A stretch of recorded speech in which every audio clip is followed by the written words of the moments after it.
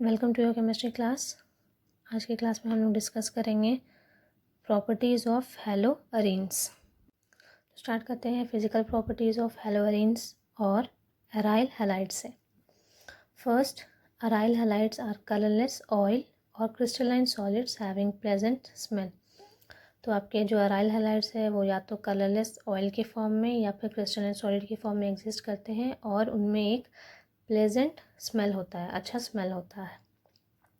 Second, they are insoluble in water but soluble in organic solvents such as ethanol and diethyl ether। तो water में dissolve नहीं होते हैं आपके हैलोअरीन्स, लेकिन ऑर्गेनिक सॉल्वेंट्स में डिज़ोल्व होते हैं, जैसे आपके इथेनॉल में और डाईइथाइल ईथर में डिज़ोल्व हो जाते हैं आपके हैलोअरीन्स। ठीक है। थर्ड है, they have density greater than water. तो आपके हैलोअरीन्स वाटर से डेंस होते हैं, उनकी डेंसिटी ज़्यादा होती है और सबसे ज़्यादा आपके जिस हैलोअरीन का होता है वो आपका आयोडो होगा, उसके बाद ब्रोमो और फिर क्लोरो वाला हैलोअरीन्स का। ठीक है। फोर्थ है, the boiling point, melting point and the density rise gradually as we move from fluoro to iodo compounds. तो जैसे ही हम लोग आपके जो हैलोजेंस है, हैलाइड्स है, उनके ऊपर से नीचे की तरफ आएंगे from fluoro to iodo compounds, आपकी बॉइलिंग पॉइंट, मेल्टिंग पॉइंट और डेंसिटी वैसे ही आपकी बढ़ती जाएगी। ठीक है। अब आते हैं केमिकल प्रॉपर्टीज़ ऑफ हैलोअरीन्स पर। Haloarenes are less reactive in comparison to haloalkanes towards nucleophilic substitution reaction due to. तो आपके जो हैलोअरीन्स हैं अराइल हैलाइड्स, वो आपके haloalkanes that is alkyl halides से लेस रिएक्टिव होते हैं towards the nucleophilic substitution reaction due to number 1 आपके रेजोनेंस इफेक्ट के वजह से। For example, in chlorobenzene the electron pair of chlorine atom is in resonance with the pi electron of benzene ring, which imparts a partial double bond character to carbon bond. So the carbon chlorine bond is stronger as compared to the alkyl halides। तो आपके resonance effect की वजह से जो haloarenes हैं वो हैलोअल्केन से less reactive होंगे। जैसे आपके क्लोरोबेंजीन एक हैलोअरीन है जिसमें क्लोरीन का जो इलेक्ट्रॉन पेयर है वो आपके बेंजीन रिंग के जो पाई इलेक्ट्रॉन है उनके साथ रेजोनेट करेगा, जिसकी वजह से उसमें पार्शियल डबल बॉन्ड कैरेक्टर आ जाएगा। ठीक है। तो ये जो डबल बॉन्ड कैरेक्टर आ रहा है इसकी वजह से आपका जो कार्बन क्लोरीन बॉन्ड जो है वो छोटा हो जाएगा और वो स्ट्रॉन्ग हो जाएगा as compare to alkyl halides. इसीलिए आपके जो हैलोअरीन्स है आपके हैलोएल्केन से लेस रिएक्टिव होंगे towards the nucleophilic substitution reaction. तो ये आपका resonance hybrid of chlorobenzene, chlorobenzene के वेरियस पॉसिबल रेजोनेटिंग स्ट्रक्चर्स। ठीक है। सेकेंड है electrophilic substitution reaction is the characteristic reaction of aromatic compound. तो आपके जो एरोमेटिक कंपाउंड्स हैं वो न्यूक्लियोफिलिक नहीं लेकर के ज़्यादा इलेक्ट्रोफिलिक सब्स्टिट्यूशन रिएक्शन की तरफ प्रोसीड करते हैं। ठीक है, प्रेफर करते हैं। थर्ड है saturated group make the aromatic ring more reactive towards electrophilic substitution. तो ये जो इलेक्ट्रोफिलिक सब्स्टिट्यूशन होता है ये आपके सैचुरेटेड ग्रुप्स जो हैं उनके प्रेजेंस की वजह से होता है। ठीक है। नेक्स्ट है इन presence of saturated groups on aromatic ring second substitution occurs at the ortho and पारा पोजीशन। तो आपके जो सैचुरेटेड ग्रुप्स हैं उनके वजह से जो सब्स्टिट्यूशन होगा, जो सेकेंड सब्स्टिट्यूशन होगा आपके एरोमेटिक रिंग के ऊपर, वो आपके ऑर्थो पोजीशन पर और पारा पोजीशन पर होगा। ठीक है। तो यहाँ पर आपका 2 ऑर्थो पोजीशन है और एक पारा पोजीशन है। तो इन्हीं पोजीशन पर आपके इलेक्ट्रोफाइल्स अटैक करेंगे। ठीक है। तो आपके जो सैचुरेटेड ग्रुप्स हैं वो हो सकते हैं या तो OH या तो NH2 या फिर आपके जो हैलाइड्स हैं या फिर OCH3 या फिर CH3। तो ये पॉसिबल ग्रुप्स हैं जो आपके एरोमेटिक रिंग के ऊपर हो सकते हैं। ठीक है, सैचुरेटेड ग्रुप्स।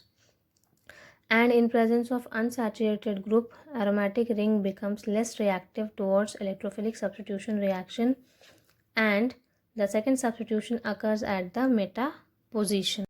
तो जब अनसैचुरेटेड ग्रुप आपके एरोमेटिक रिंग के ऊपर रहेगा तो वहाँ पर इलेक्ट्रोफिलिक सब्स्टिट्यूशन रिएक्शन आपका कम हो जाएगा और जो सेकंड सब्स्टिट्यूशन होगा वो ऑर्थो और पारा पर नहीं होकर के आपका मेटा पोजीशन पर होगा। तो ये आपका 2 मेटा पोजीशन है जहाँ पर आपके इलेक्ट्रोफाइल अटैक कर सकते हैं, ठीक है। तो अनसैचुरेटेड ग्रुप्स आपके एल्डिहाइड हो सकते हैं, कार्बोक्सिलिक एसिड हो सकते हैं, सल्फोनिक एसिड हो सकते हैं, नाइट्रो ग्रुप हो सकते हैं या फिर साइनाइड ग्रुप हो सकते हैं, ठीक है।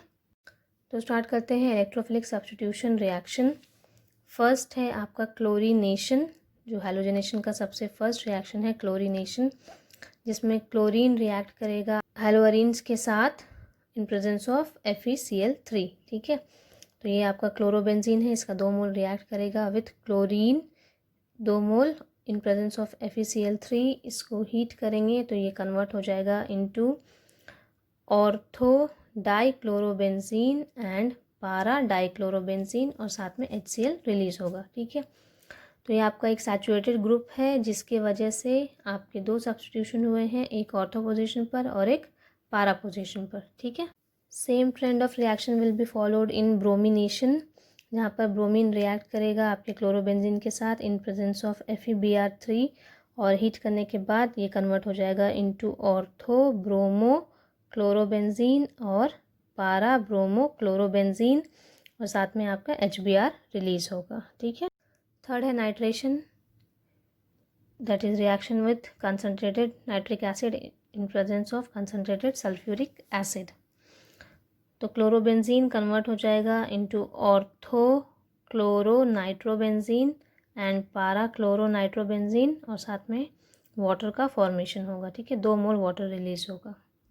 फोर्थ है सल्फोनेशन, जिसमें आपका रिएजेंट होगा fuming H2SO4 that is concentrated sulphuric acid plus sulphur trioxide और या फिर ओलियम हो सकता है दैट इज़ H2S2O7।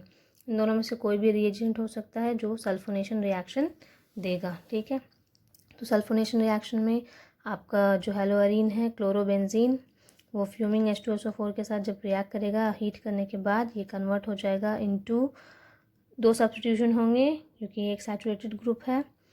तो प्रोडक्ट हो जाएगा आपका ऑर्थो और पारा पोजीशन वाला। तो ज़्यादा जो प्रोडक्ट बनेगा मेजर प्रोडक्ट होगा वो आपको पारा वाला होगा, पारा क्लोरो बेंजीन सल्फोनिक एसिड और ortho chloro benzene sulphonic acid और साथ में वाटर का फॉर्मेशन होगा, ठीक है। फिफ्थ है Friedel craft reaction. Friedel craft reaction आपके 2 तरह के होते हैं, एक फ्रेडल क्राफ्ट एल्काइलेशन और दूसरा होता है आपका फ्रेडल क्राफ्ट एसाइलेशन, ठीक है।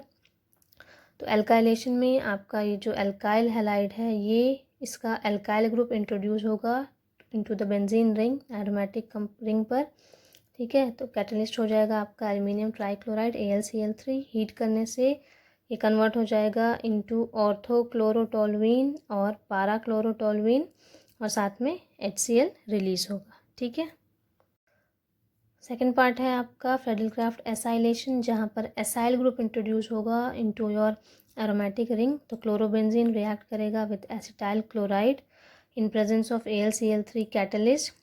तो जो प्रोडक्ट होगा वो आपका एक एसाइल प्रोडक्ट होगा that is ortho chloro acetophenone और पारा क्लोरो एसिटोफिनोन और साथ में आपके HCl का फॉर्मेशन होगा, ठीक है। सेकेंड पार्ट है यानी कि बी पार्ट है विथ सोडियम। तो सोडियम के साथ आपके हैलोअरीन्स की डिफरेंट रिएक्शंस हैं। फर्स्ट है ये एक नेम रिएक्शन है Fittig reaction, that is the preparation of biphenyl from aryl halide by heating with sodium metal in presence of dry ether is called Fittig reaction. तो आपके जो अराइल हैलाइड है उसको सोडियम के साथ हीट किया जाएगा इन प्रेजेंस ऑफ ड्राई ईथर, तो जो प्रोडक्ट बनेगा वो होगा आपका बाइफिनाइल, ठीक है। 2 मोल क्लोरोबेंजीन रिएक्ट करेगा with 2 mole of sodium metal in presence of dry ether, तो जो प्रोडक्ट बनेगा वो है आपका बाइफिनाइल प्रोडक्ट बनेगा और साथ में 2 मोल ऑफ NaCl का फॉर्मेशन होगा, ठीक है।